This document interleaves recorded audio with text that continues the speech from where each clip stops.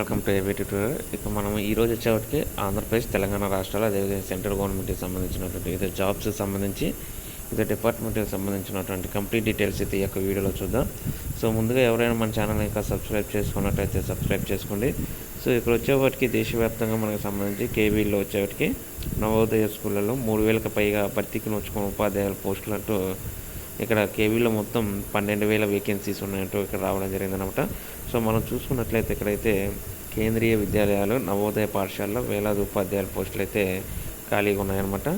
ఇక మనకి అదేవిధంగా 12,000కి పైగా అయితే ఇక్కడ ఉన్నాయి. అదేవిధంగా సెంట్రల్ యూనివర్సిటీలో నవోదయ స్కూల్లో 3,000కి పైగా టీచింగ్ పోస్టులు ఉన్నాయంటూ ఈ యొక్క విద్యాశాఖ పార్లమెంట్లో వెల్లడించిందనమాట. మనకి కేంద్రీయ విద్యాలయాలు వచ్చేసి 9,000 మంది పైగా టీచర్లు కాంట్రాక్ట్ ప్రాతిపదికన పనిచేస్తున్నారంటూ కూడా ఇక్కడ చెప్పడం జరిగింది. ఇక దేశవ్యాప్తంగా కేంద్రీయ విద్యాలయాల్లో 12,000కి పైగా టీచింగ్ పోస్టులు, 1,300 పైగా నాన్ టీచింగ్ పోస్టులు అయితే ఖాళీగా ఉన్నాయంటూ ఇక్కడ రావడం జరిగిందనమాట.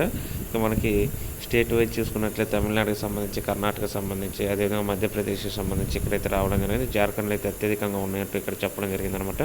ఇక అదేవిధంగా భారీగా రిజర్వ్ పోస్టులు అంటూ కూడా కేంద్రీయ విద్యాలయాల ఖాళీగా ఉన్న టీచింగ్ ఉద్యోగాల రిజర్వ్డ్ పోస్టులు భారీ సంఖ్యలో ఉన్నాయన్నమాట. ఇక ఓబీసీ కేటగిరీలో 457, ఎస్సీ వచ్చేటికి 337, ఎస్టీ 168, ఈడబ్ల్యూఎస్ 163 ఉన్నాయన్నమాట. ఇక నవోదయ విద్యాలయానికి వస్తే OBC 676, SC 470, ST 234, EWS 194 reserve పోస్టులు అయితే మిగిలి ఉన్నాయన్నమాట. అదేవిధంగా ఇక్కడ మనకి బల్దియాలు తీవ్రమైన సిబ్బంది కొరత అంటూ ఇక్కడ GHM హైదరాబాద్కి సంబంధించి, గ్రేటర్ హైదరాబాద్కి సంబంధించి ఇక్కడ రావడం జరిగింది. సో మనకి ప్రధానంగా ఈ యొక్క మెట్రో సిటీకి సంబంధించి 1,00,000 మంది స్టాఫ్ అవసరం ఉండగా కేవలం 31,000 మందితోనే ఇక్కడ వర్క్ చేస్తున్నారంటే ఇక్కడ రావడం జరిగింది. ఇందులో 27,000 పైగా వచ్చేప్పటికీ అవుట్సోర్సింగ్ సిబ్బంది. 13 ఏళ్ళుగా అవుట్సోర్సింగ్ పద్ధతిని ఒక్కరిని తీసుకోలేదు. ఉన్నవారిపై పెరిగిపోతున్న ఈ యొక్క వర్క్ ప్రెజర్ అంటే ఇక్కడ రావడం జరిగింది. మనం చూసుకున్నట్లయితే ఇక్కడ వచ్చేవాటికి విభాగాల వారిగా ప్రజెంట్ ఉన్నటువంటి అవుట్సోర్సింగ్ స్టాఫ్ వచ్చేవాటికి SFA వచ్చేవాటికి 948, sanitisation 18,000 above, entomology 2,200 above, veterinary 500, transport 2,500, horticulture 400, house keeping 620, security guards 500, data entry 850, sewerage 600, total వచ్చి 27,000 పైగానే ఉన్నారు. కానీ ఈ యొక్క 1,20,00,000 మంది ఉన్నటువంటి ఈ యొక్క గ్రేటర్ సిటీలో వచ్చేప్పటికి మనకి కేవలం 30,000 స్టాఫ్తోనే ఇక్కడ వర్క్ చేస్తున్నారు. 1 lakh వరకు అయితే సిబ్బంది అవసరమైతే దీనివల్ల ఈ యొక్క వర్క్ ప్రెజర్ అనేది మిగతా వారిపై పడుతుందంటే ఇక్కడ రావడం జరిగింది.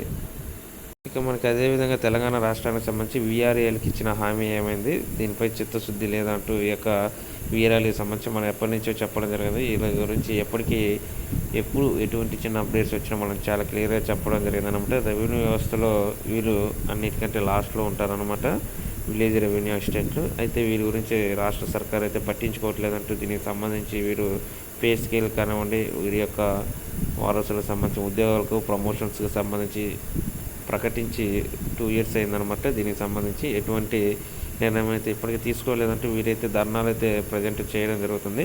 ఇక రాష్ట్ర వ్యాప్తంగా ఉన్నటువంటి 23,000 మంది పైగా ఈ యొక్క VRAల గురించి ఎవరు పట్టించుకోలేదంటూ ఈ యొక్క 11th PRCకి సంబంధించి స్కీమ్ వర్కర్లు కానివ్వండి ఏవి వర్తించట్లేదంటూ వీరు తమ యొక్క ప్రాబ్లమ్స్ అయితే చెప్పుకోవడం జరిగిందనమాట. దీనికి సంబంధించి వీళ్ళని త్వరగా పరిష్కరించాలంటూ కూడా వీరైతే రిక్వెస్ట్లు అయితే చేయడం జరిగింది. ఇక అదేవిధంగా మనకి ఇక్కడ వచ్చేసి స్టాఫ్ శాలరీ లేకుండా ఈవినింగ్ క్లినిక్స్ ఎలా అంటూ ప్రభుత్వాన్ని ప్రశ్నించిన డాక్టర్లు, టీచింగ్ ఆసుపత్రుల్లో ధర్నాలు అంటూ ఈ యొక్క స్టాఫ్కి సంబంధించి శాలరీస్ కానివ్వండి వివిధ రకాలకు సంబంధించి మనకి ప్రధానంగా ఇక్కడ చూసుకున్నట్లయితే హైదరాబాద్, నిజామాబాద్, వరంగల్, సిద్దిపేటలో ఇక గవర్నమెంట్ కాలేజీలు అయితే ఆందోళన అయితే చేపట్టారనమాట. వీరు స్ట్రైక్ అయితే చేయడం జరిగింది. ఈ శాలరీస్ వీటికి సంబంధించి సరైన నిర్ణయాలు లేకుండా ఏ విధంగా బోధన వైద్యుల సంఘం అయితే డిమాండ్ చేయడం జరిగింది. మేము వర్క్ చేయమంటూ వీరు చెప్పడం జరిగింది అనమాట. ఆంధ్రప్రదేశ్ రాష్ట్రానికి వచ్చి మనం చూసుకున్నట్లయితే గ్రామ సచివాలయ ఉద్యోగాలు అయితే ఒక గుడ్ న్యూస్ అయితే రావడం జరిగింది. పెరిగిన శాలరీస్, ఈ నెల నుంచే వేతనాలు అంటూ మనకి ఈ యొక్క ఫైనాన్స్ డిపార్ట్మెంట్ నుంచి అయితే ప్రొవిజన్ డిక్లేర్ చేయడంతో కొత్త PRC మేరకు వేతనాలు, గ్రామ సచివాలయ ఉద్యోగులకు వేతనాలు అంటూ కూడా మనకి చాలా క్లియర్ ఇక్కడ రావడం జరిగిందనమాట. దీనికి సంబంధించి వీరికైతే ఒక గుడ్ న్యూస్ అయితే రావడం జరిగింది. ఇప్పటి నుంచి ఇంకా రెగ్యులర్ పేమెంట్ అయితే వీరికి రానున్నాయన్నమాట. అదేవిధంగా మనకి ఇక్కడ చూసుకున్నట్లయితే ఆంధ్రప్రదేశ్ రాష్ట్రానికి సంబంధించి 11 నెలలుగా జీతాలు ఇవ్వకపోతే ఎలా అంటూ ఈ యొక్క పంచాయతీరాజ్ డిపార్ట్మెంట్లో ఉన్నటువంటి అవుట్సోర్సింగ్ ఉద్యోగులు ప్రజెంట్ అయితే తమ ప్రాబ్లమ్స్ సంబంధించి ఇక్కడ ధర్నాలు అయితే చేస్తున్నట్లు మనకి రావడం జరిగిందనమాట. సుమారు 550 మందికి సంబంధించి 11 మంత్స్ నుంచి 1 ఇయర్ అప్రాక్సిమేట్లీ వీరికి.